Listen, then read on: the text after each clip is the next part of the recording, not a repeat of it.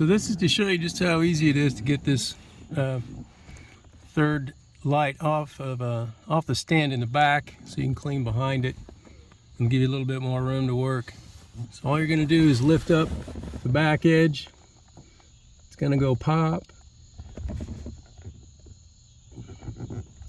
while you pull forward just a little bit.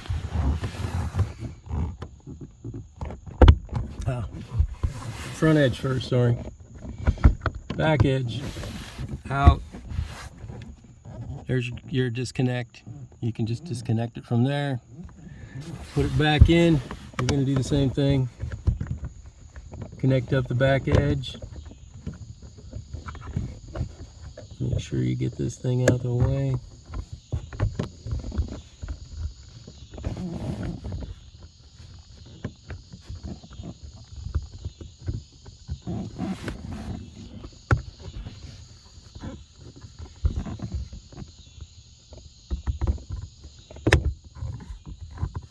And then snap it down on the front edge, bing, and you're all done.